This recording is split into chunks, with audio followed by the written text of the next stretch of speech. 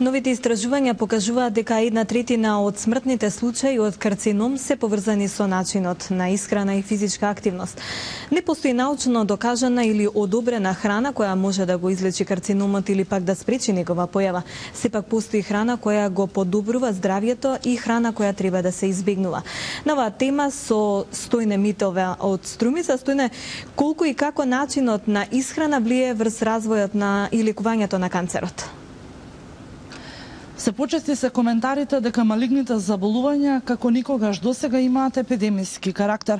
Поради ова кај луѓето, освен заинтересираноста за нивната рана и навремена дијагностика, како и несовремените начини на лекување, од огромен интерес е и тоа како да се исхрануваат доколку се соочуваат со оваа сериозна дијагноза.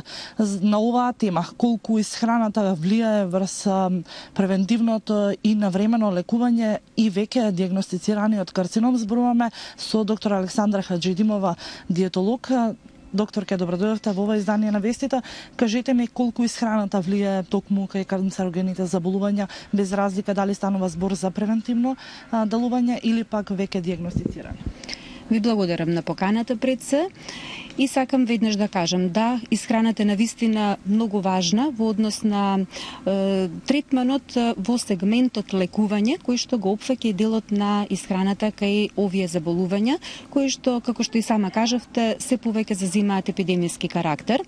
Дури и Светскиот фонд на истражување, кој што се занимава со истражувањето околу исхраната во делот на карциномите, докажува дека е се поголема улогата на тоа колку здраво се хранат, значи, луѓето.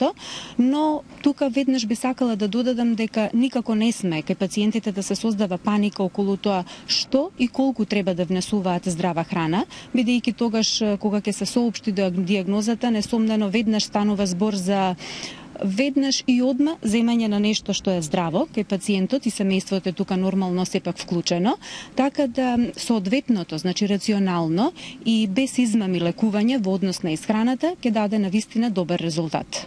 Така, кога станува веќе збор за дијагностициран карциномот, неизбежна е хемотерапијата, која што секако ни дава многу негативни ефекти кај пациентите кои што ја примаат.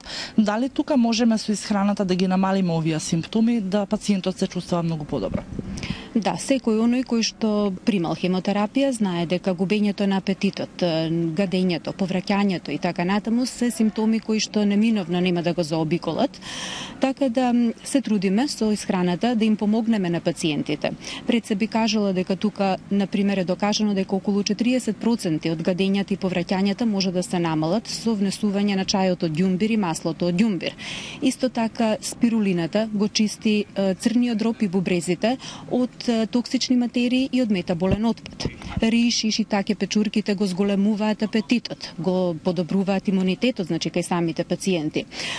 Несомнено често пати употребуваме и еден, да го кажем така, мал трик кај пациентите за да го подобриме внесот на храна.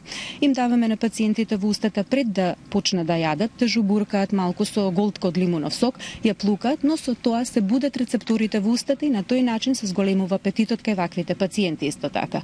Постои уште многу други работи кои што може да се направат кај ваквите пациенти за да им се олесни сепак овој дел од издржување на самата терапија која што е неминовна кај овие заболувања. Така, талкајќи по здравата исхрана, кажете ми кои се најчестите производи, прехранбени производи кои што го убиваат туморот? Ги имаат оние својства да можат да го спречат развитокот понатамошен на туморот? Јас ќе кажам само дека канцерогената клетка се храни со гликоза, што значи дека рафинираниот шеќер, рафинираното брашно, значи дел од млечните производи, процесираната храна, значи сето тоа треба да биде сведено на минимум, дури исклучено од самата исхрана.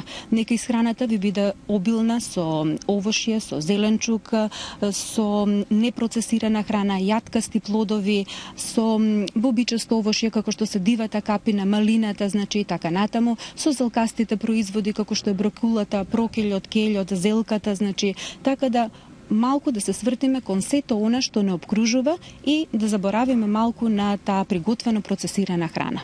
Така, докторке, јас ви благодарам на одговорите и секако диетолозите не се овдека само да ни ја припишат диетата за намалување на телесната тежина. Тие се овдека да ни направат еден режим во исхраната која што ќе значи здраво тело. Ти благодарам, Стојне, ова е една информација за сите оние кои што боледуваат од канцер.